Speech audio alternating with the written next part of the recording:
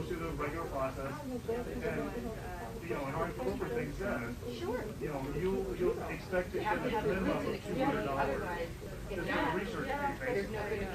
And the guy's like, and then I put like 2 words underneath. I go, you need to do some research and figure out what fair use is. Because basically he's like, all I want to do is, like a newspaper clipping. He wants me to have this thing. I'm like, I didn't want to explain it to him, but you need to figure out how fair use is. It's not a free card. You're supposed to tell the judge after they've already found you guilty, and then they're going to decide whether or not, well, in this case it was worth it. Yeah, you spent a lot of time. Yeah, it's terrible. I just think that you took it, you shouldn't make it. Yeah, and it's just like, you need to figure out, it's like all these politicians that, they scan like more of the stuff around the area.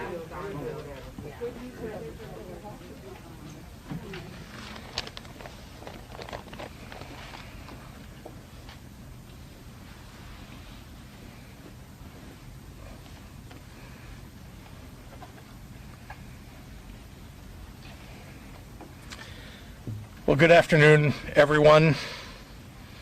Welcome to our daily COVID-19 update briefing. I'm joined today by Dr. Amal Tokars, our Assistant Director at the Illinois Department of Public Health, Dr. Omar Baderman, Director of Infectious Diseases for Memorial BJC Hospitals, Mila Baldwin, the Deputy Director of the St. Clair County Health Department, and Herb Simmons, Director of the St. Clair County Emergency Management Agency. We're here in Metro East. 2 of our senior elected leaders are here also with me. I want to thank Chairman Mark Kern of St. Clair County and Leader Jay Hoffman, who has been a great partner in Springfield in helping to protect the people of Illinois from COVID-19. So let me start with some great news in the testing department. Illinois is now averaging over 70,000 tests per day. And as of this morning's report, we now have more than 7 million total tests since the beginning of the pandemic, a milestone reached just 2 weeks after we crossed the 6 million mark. That means here in Illinois, unlike in many other states, there is a test available to you at no cost if you need it. Find the testing center nearest to you at dph.illinois.gov/testing. I'm going to say that one more time because I do want you to go there and find out where you can go to get a COVID-19 test. dph.illinois.gov/testing, and you can put your address in and find the nearest location to you to get a test. We gather today as Metro East's neighbor to the east, Region 5, enters a period of stricter mitigation in response to a surging positivity rate, now at 9.1% as of this morning.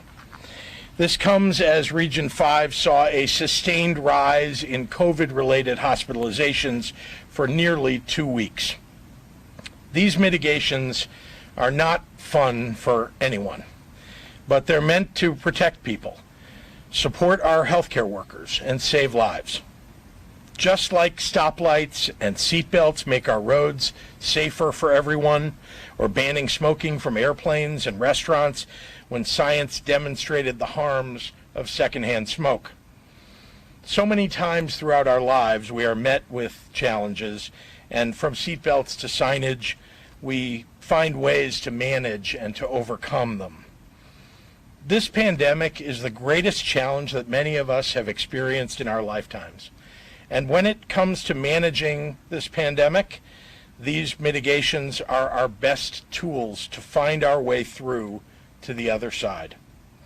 As more and more studies continue to show, this virus is primarily conveyed through respiratory transmission, person to person, and situations where people are more likely to see that transmission, such as singing, talking loudly, eating, drinking without a mask, take on a greater concern when we're seeing high rates of community spread. These mitigations aim to cut down on those high-risk activities until we can bring down the positivity rate in any given area. It's really that simple. We want to restore as much normalcy to people's lives as possible. But that can only happen when we can slow down the community spread and keep it there. The way we do that is implement these measures, hopefully in the short term, to create a safer, more open landscape so long as we're living in this pandemic. That's how we keep our economy moving forward and get more of our kids in classrooms. And to reduce the impact on our bars and restaurants in the meantime, our Department of Commerce and Economic Opportunity is giving priority consideration to small businesses in regions that have earned additional mitigations in our Business Interruption Grant Program. One more time, if you need help and you're a bar or restaurant or a business that's been affected by the resurgence mitigations that have been applied, you can go to the DCEO website to apply for a business interruption grant, and we will prioritize your application. I say all this today because here in Region 4, things have moved once again in a concerning direction. I know everybody standing with me today was so pleased to see Metro East exit its resurgence mitigations on October 9th, because I want to make sure all of you know that didn't happen on its own. That positive trend in the data only came about because the people of this community put in the effort to make that happen. Unfortunately, Region 4 has since ticked back up from a low rolling average of 5.8% to, as of this morning, a 7.8% average positivity rate, 2 full percentage points in as many weeks, and it's rising. In other words, Metro East, it's time to step up and mask up. The work is not yet over. Nobody wants to go back to tightened and heightened mitigations. We have to make sure that our kids, our elderly residents, our immunocompromised family members, our frontline workers, and our healthcare staff aren't carrying an undue burden of risk. We have got to get this under control. Before I turn over the podium, I want to provide a brief update on the metrics of Region 1, northwestern Illinois, where Rockford is, where Freeport is, which has been under Tier 1 of our resurgence mitigation plan since Saturday, October 3rd. Over the last few weeks, Region 1 has continued to see a resurging positivity rate, now up to 11.9% as of this morning.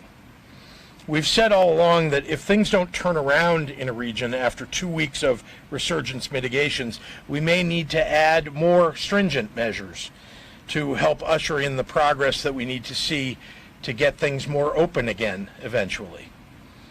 That is now the case in Region 1, which has seen its positivity rate rise nearly 2 percentage points since October 14th alone. So starting Sunday, northwestern Illinois will need additional mitigations, such as tighter gathering caps of 10 individuals instead of 25, and new restaurant and bar table caps of 6 instead of 10 when eating out. The existing mitigations that were already put in place in early October will remain also. Both Region 1, bordering Wisconsin and Iowa, and Region 4 here next to Missouri, carry the additional responsibility of navigating a situation where the massive surge of cases in our neighboring states will continue to have a spillover effect on Illinois. There is no easy fix to this.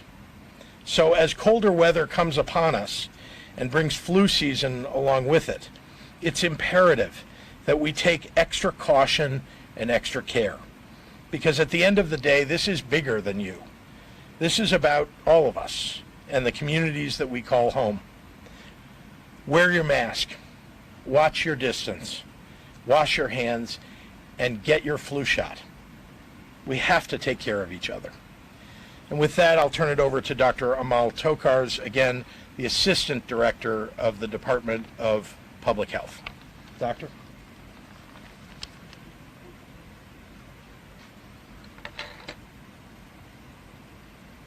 Good afternoon, everyone. Can you hear me? Okay. First of all, I want to thank all the people across St. Clair County who work and support public health for the people of your communities, and I also want to be grateful in front of you for all the people in Illinois who are doing this. It's a lot of hard work. We are, as the governor was saying, very concerned about the rise, and we use the word case, but these are human beings that are sick. So we are seeing a rise in sickness amongst our brothers and sisters. We're seeing a rise in sickness that is serious enough to land people in the hospital, and we know that's very serious if they're getting there for COVID. And we are seeing a rise in sickness that results in death across the state. So regardless of who is calculating those numbers, what day they're counting them on, or precisely what their methodology is, we are seeing that rise, and it is apparent to all now. When we are looking at these things, we have many individuals that are really dedicating their work to recognizing these signs and signifiers in the data, in the stories, and in what is being reported to us.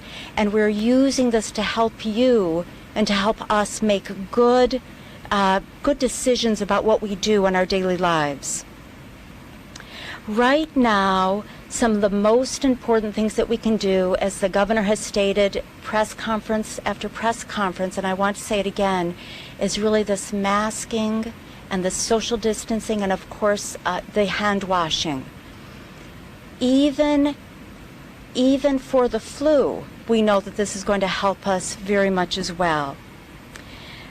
For those that are crossing borders in the state, crossing borders of countries, or crossing borders to another area where individuals may not be masking or may not be social distancing as much, even if it appears to be sanctioned in these areas, that doesn't make it any safer for us to do so.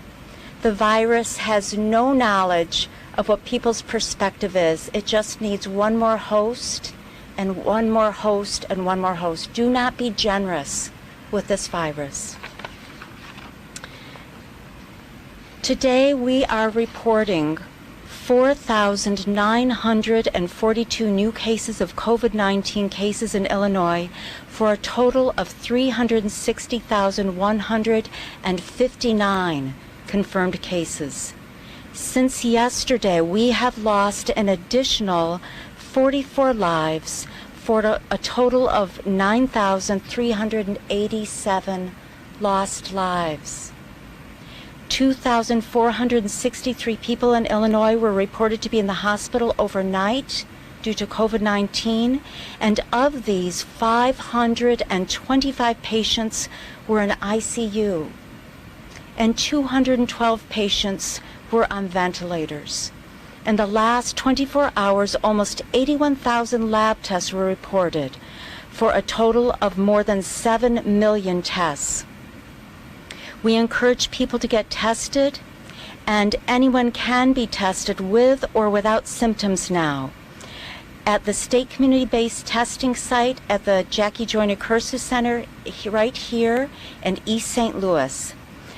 I was thinking about what closing remarks would be most helpful for anybody that is listening, and I was listening to the good words of our governor as well, who has been very dedicated to this, along with Dr. Ezike and so many others.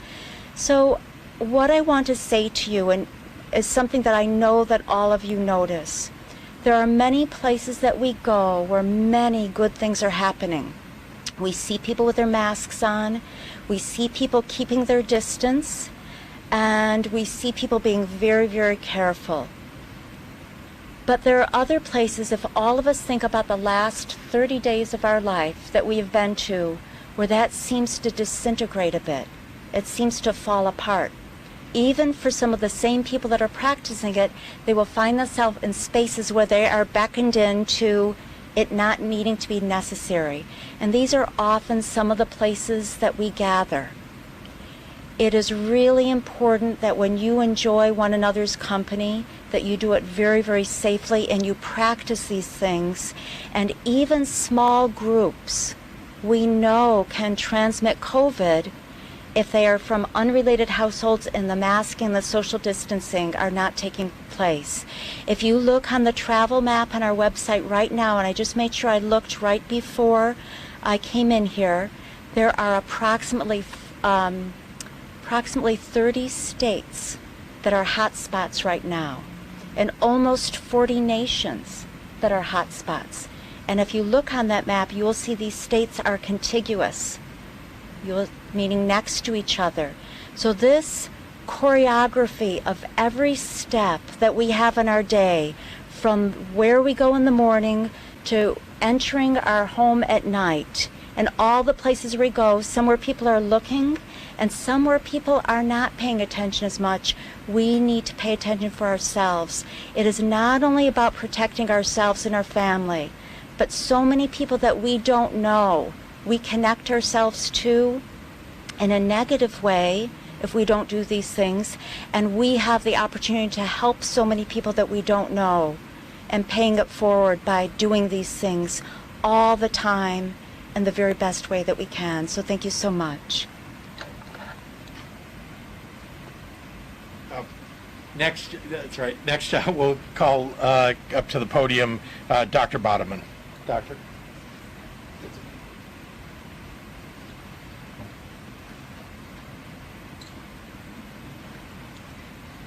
Hi, my name is Dr. Omar Baderman. I am the infectious disease specialist and an epidemiologist for Memorial BJC Hospital healthcare system. I have been an infectious disease specialist for approximately 20 years, and I've been serving this community for approximately 19 years, and I have been with Memorial Hospital and now BJC for approximately 15 years. This is a very interesting time for an infectious disease specialist, and in my career I have not seen, and I don't think I will ever see this in my future careers. So here at Memorial Hospital, we have been the forefront of taking care of most cases of COVID-19 infection in this area. We saw our first case of COVID-19, I remember, on March 11th, 2020. Since then, we have provided care for approximately 1,130 cases. And unfortunately, we have lost 80 of our community members. And not only that, this infection has touched everybody in the community.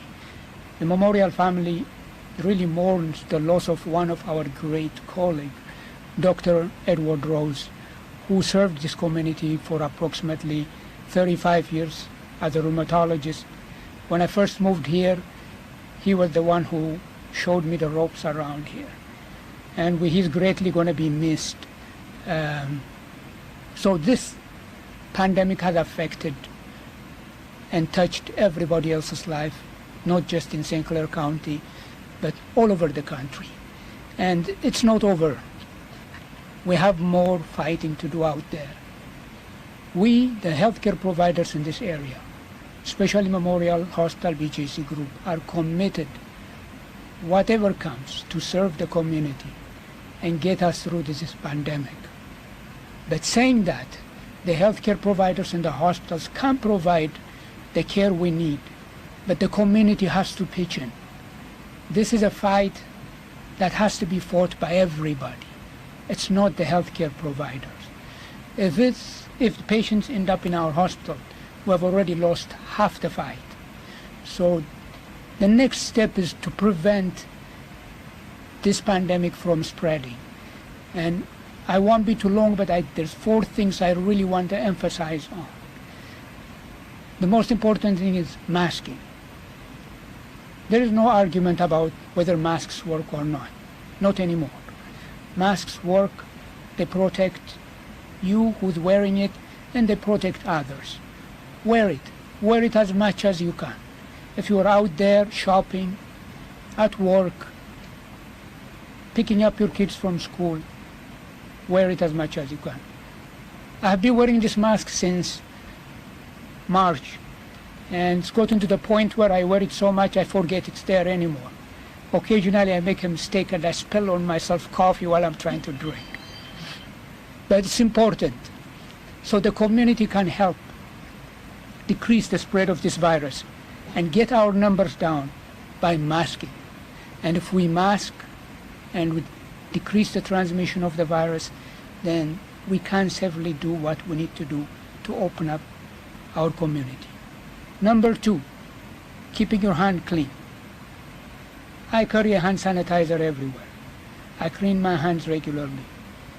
Yes, this virus is normally transmitted through respiration, but also fomites can get into the hand. We touch our face and we can infect ourselves. Number 3, distancing. Distancing from everybody. But number 4, the most important thing, and number 5, is community gathering and congregation. That is going to play a major issue beside masking, controlling this virus. The weather is going to get cooler. We're not going to have the luxury of staying in open space outside.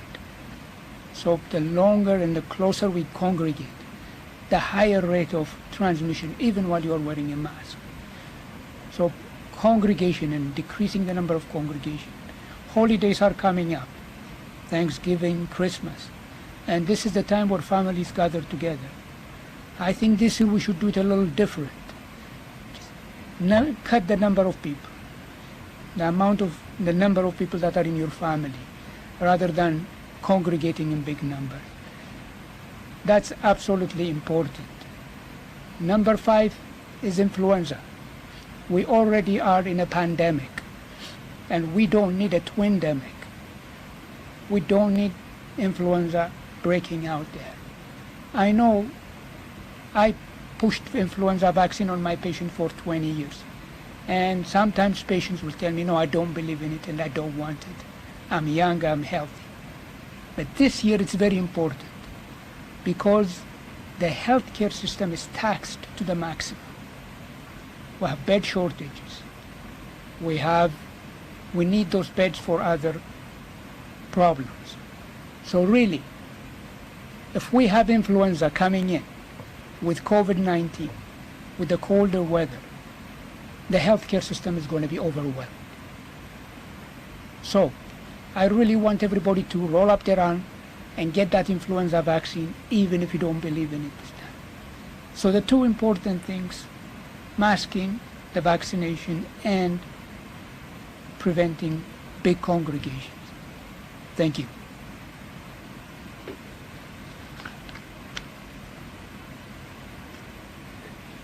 All right, next in line is Mila Oliver Blanford.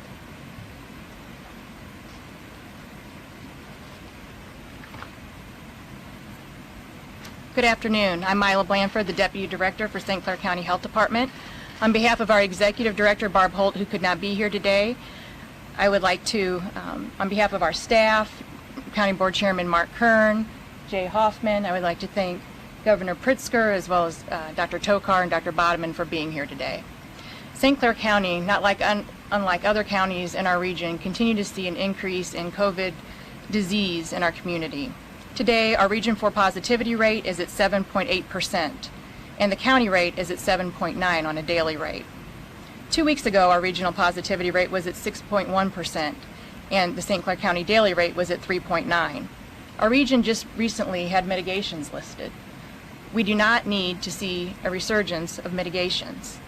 It is not time to become complacent or succumb to COVID fatigue, as they say. It is imperative that everyone wear their masks, wash their hands, and social distance, as well as stay home when you are ill. Please get your seasonal flu shot. We know that the symptoms for seasonal flu also mirrored COVID.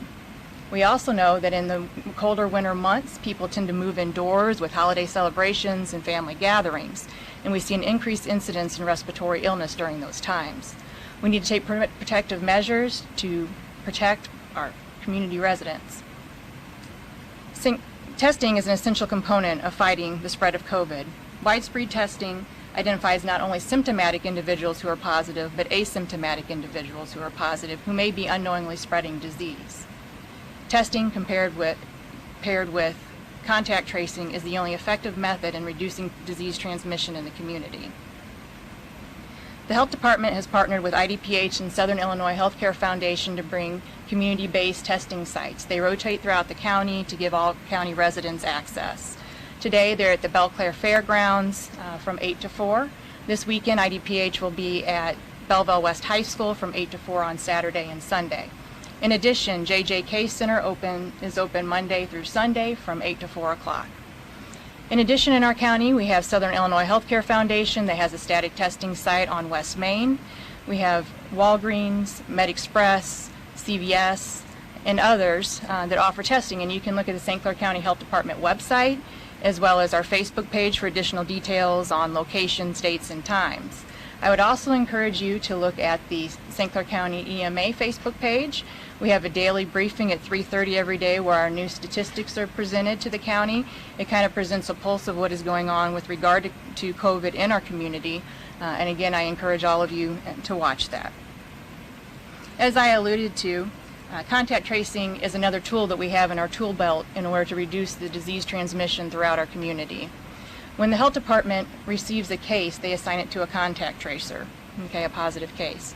We have contact tracers, over 20, employed by the health department that work 7 days a week, contacting cases, interviewing, and identifying those close contacts so we can remove those individuals from the community and stop the spread of disease.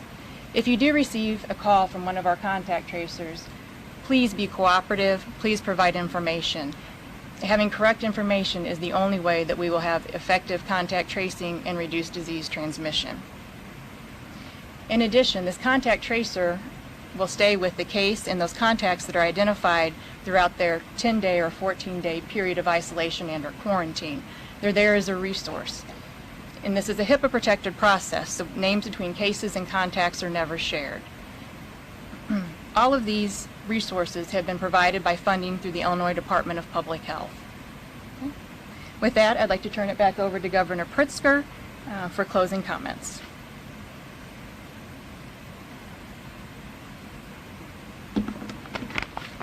Thank you. Thanks, and happy to take any questions from members of the media. Can you tell us a little bit more about the school data that's going to be available? I mean, what do you know, what details do you have right now about what kind of information it's going to include, when it's going to be available, if it's going to be available by the time the holidays roll around, and how it's going to break down the I don't have those details for you yet. The department is working on how it will present the data and exactly what data will be presented. They're trying to be careful. There are laws, of course, in Illinois that, limit what information can be provided, but we want to make sure that we're as transparent as we possibly can be. I do want to remind people that their county public health departments often are the first ones that have the information, and many of them also are reporting whatever they have on local schools. So, don't think that there's no data available about what's going on in schools. It just hadn't been aggregated in the IDPH presentation of data, but it will be.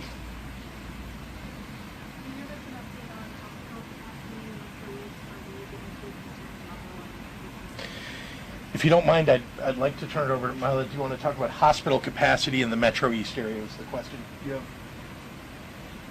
Yeah. So, and Chairman Kern, I don't know if you have any additional comments about the capacity. Today in our area, we're looking at about a 20% threshold for med-surg availability and 32% on ICU bed availability. I don't have the statistics yet for today before coming over here. Okay.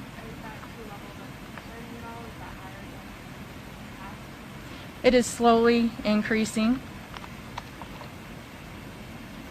and obviously any increase is a concern. So I can tell you that one thing just to offer to you is that we provide a reasonable amount of data.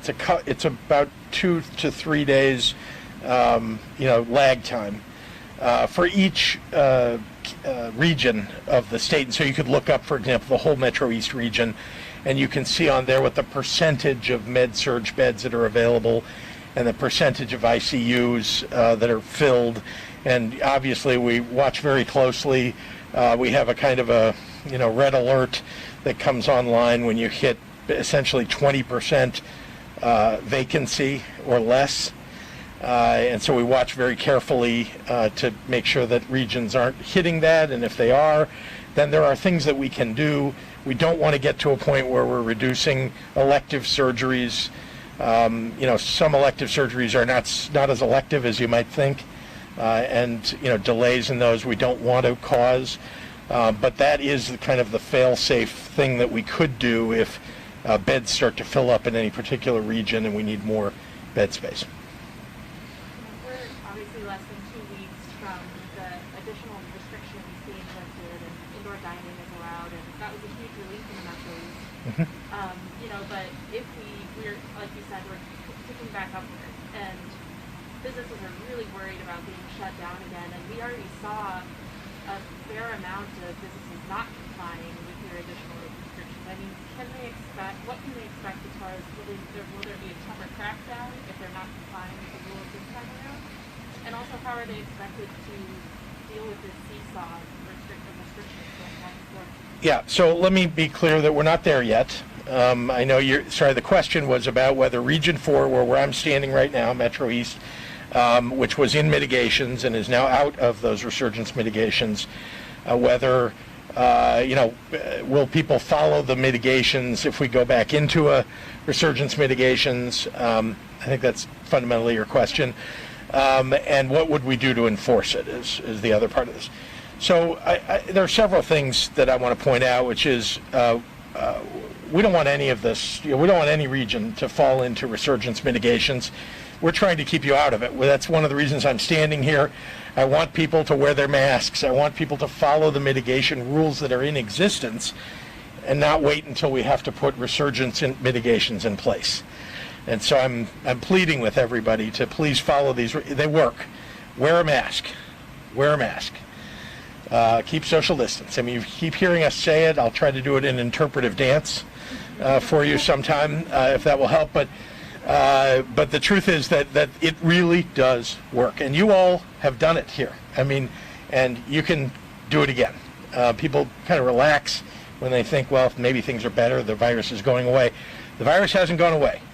In fact, in some ways, you could say the virus is never going to go away. We may get a vaccine, and we may get great treatments. But like the flu, for example, it's not like it just goes away. So as far as enforcement, look, we are now seeing the entire state is moving up in terms of hospitalizations, in terms of ICU beds, ventilators, and death, not to mention the cases where they all begin. And so we are being very serious and very focused on having the state police not only issue warnings, but also issue citations if necessary. We are asking state's attorneys to simply follow through on those citations. Those are monetary citations. We also are we will look to remove people's liquor license and their gaming license if they will not follow the resurgence mitigations that get put into place. And this is not something I have wanted to do before. I think I've been reluctant to do this before because it has this very serious implication for the future of a business. I want businesses to stay in business. I want them to survive. That's why we have these DCEO grants that we're offering. It's why we've tried to be careful about the types of mitigations we put in place, even for bars and restaurants. We're not immediately trying to close indoor service. As you've seen, it's a limit on capacity and so on. But it is very serious right now, folks. And if we need to close down restaurants and bars or take away their liquor licenses, take away their gaming licenses, we will do that. Because we are now headed into a peak that is beyond, potentially, where we were in March and April. I think you're hearing that on national television. You're seeing it in our surrounding states. Wisconsin built out not just one field house, they're looking at multiple field hospitals, rather, because their hospitals are full. We built them out in the spring because we thought perhaps we would end up in that situation. Thank God we were able to flatten the curve back in the spring. But now you can see, just look at the curves. We're working very hard, but we need everybody's help in the public. We need the restaurant owners and bar owners to follow the mitigations and to stop fighting and trying to find some flaw in the data, trying to find somebody who will say that a bar or a restaurant is not a spreading location. The truth of it is, and I think every infectious disease expert that I've talked to, and dozens and dozens of studies, and I've held them up at the press conference yesterday to show they exist. I've sent them out to all the legislators and all the elected officials, anybody who's asked for them. Bars and restaurants are seriously places where spreading takes place. They're one of the top places that spreading takes place. It is true that private events, weddings and gatherings in your own home where you're bringing in neighbors and friends and even family from, that you don't see often, when you bring them in your home and you have even a medium-sized gathering of people who you don't really know whether they have coronavirus, you don't live with them every day, these are actually the number one spreading locations. And so we want to address as many of those as we can. It's up to you to address those at home. We're doing what we can in the public sphere. We've got to get through this winter. We are not even in winter yet. So please take this seriously. We'll do one more. Governor? Yes, sir. To follow up with what you just talked about. Yep. Obviously, this is very serious for a bar or restaurant. Would they lose the license temporarily or permanently? Would you clarify what that penalty is? My point was that if we have to go remove somebody's license, it is a long process to try to get it back. So when you say temporary or permanent, that's not a decision I'm making. But if people are going to force us because they won't follow the mitigations and they're going to let people get sick in their business, then we're going to take this very seriously. If we have to stop them from doing business because they're helping to spread this disease and get people sick, then that's what we're going to do. In Region 7 and 8, they're actually posting online names of businesses that are defying the order. So, well, good. Then what I say is to the public that lives in that area, now you can go look apparently at a list of places that are not following the rules. You don't want to go there. That's where you're most likely to get COVID-19. Don't go there. We also are going to use lists like that. I'm sure that the state police will go visit locations in Regions 7 and 8. They may use information like that to go to exactly those locations to see whether they are, in fact, scofflaws, whether they are following the rules or not, and will be issuing citations and or taking stronger action. So. So McHenry County officials are questioning how regional positivity rates are calculated, and there's pushback at the stage because local staff show a small percentage of outbreaks there are tied to bars and restaurants. Is there a communication breakdown with local officials, and if so, what are you going to do to address it? No, the communication breakdown is with the people that are spreading these lies. Let me be clear that the way contact tracing works is once you are tested positive, you get a call from a contact tracer. Contact tracer asks you, where were you in a certain number of days before you went to get your test? Where were you on the day you got your test, and where were you subsequent until the time that you just heard that you are tested positive? All those locations are taken down.